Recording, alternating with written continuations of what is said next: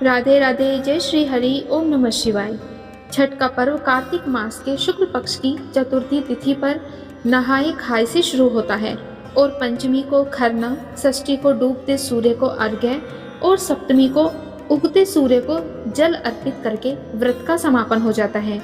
आज की वीडियो में हम जानेंगे नहाए खाए से पारण तक की संपूर्ण नियम और विधि, अर्घ्य देने का समय क्या है, मुहूर्त क्या है और पहली बार आप छठ कर सकते हैं या नहीं।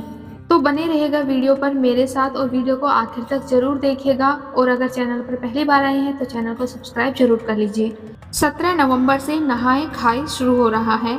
18 नवंबर को खरना है और वहीं 19 नवंबर को उगते हुए सूर्य को अर्घ्य दिया जाएगा।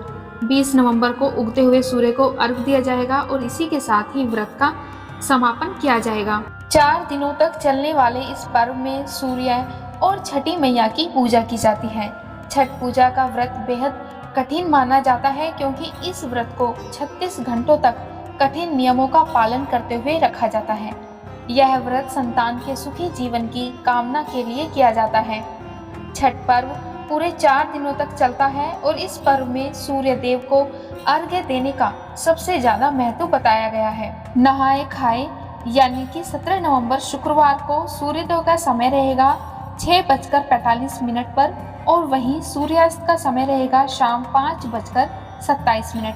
नहाए खाए के दिन से ही घर में शुद्ध और सात्विक भोजन बनाना चाहिए और जो व्रती होता है नदी में स्नान करने के बाद नए वस्त्र धारण करके शुद्ध शाकाहारी भोजन ग्रहण करते हैं और इस दिन व्रती के भोजन ग्रहण करने के बाद ही घर के बाकी सदस्य भोजन ग्रहण करते हैं। छठ पूजा व्रत शुरू करने से पहले खरना किया जाता है। खरना छठ पूजा का दूसरा दिन होता है और इस साल खरना 18 नवंबर को है।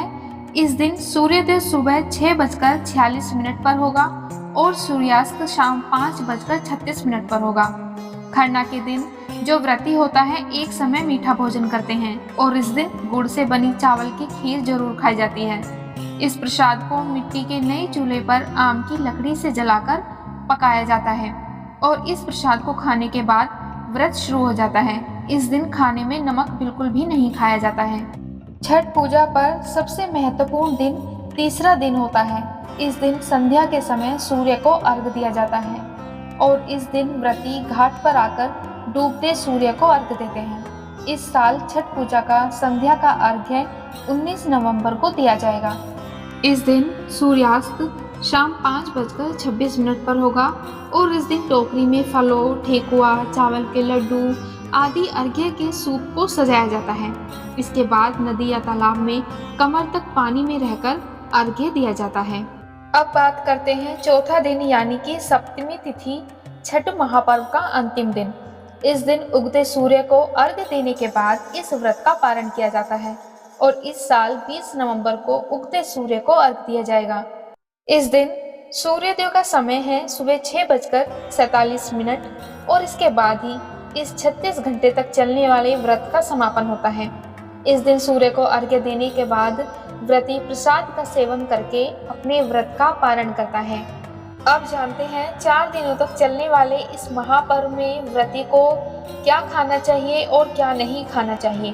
तो व्रती को पहले दिन केवल सात्विक भोजन ही करना चाहिए। सात्विक भोजन में कद्दू, चना, दाल, चावल आदि शामिल हो सकते हैं और सभी भोजन सेंधा नमक और घी से तैयार करनी चाहिए। और भोजन करने के बाद व्रती का निर्जला व्रत शुरू हो जाता है। दूसरे दिन खरना के दिन केवल मीठा भोजन ही करना चाहिए और वो भी शाम के समय मीठा भोजन करना चाहिए। मीठे भोजन में चावल की खीर का प्रसाद बनाया जाता है और प्रसाद ग्रहण करने के बाद व्रती का निर्जला व्रत शुरू हो जाता है। इसके पश्चात तीसरे दिन अस्तगामी सूर्य को अर्घ्य देने का दिन होता है और इस दिन शाम को डूबते हुए सूर्य को अर्घ्य दिया जाता है।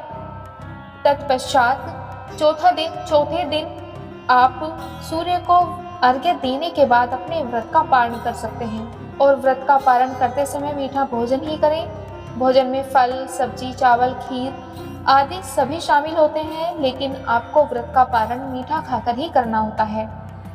और इस तरह से भोजन करने के बाद व्रती का व्रत पूरा हो जाता है। अब जानते हैं छठ पूजा में ध्यान रखने योग्य कुछ नियम। छठ पूजा का व्रत 36 घंटे का होता है और इस दौरान व्रती को निर्जला रहना होता है।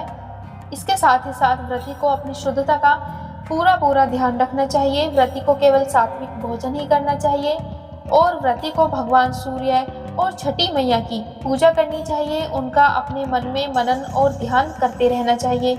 इसके साथ ही साथ अगर आप छठ का व्रत पहली बार रखना चाहते हैं तो आप इन सभी नियमों का पालन करके छठ का व्रत पहली बार रख सकते हैं, क्योंकि छठ का व्रत सभी के लिए खुला हुआ है। कोई भी व्यक्ति इस व्रत को कर सकता है। आज की वीडियो में इतना ही। उम्मीद है आपको आज की वीडियो पसंद आई होगी। अगर आपको वीडियो पसंद आई तो वीडियो को लाइक और चैनल को सब्सक्राइब जरूर करिएगा।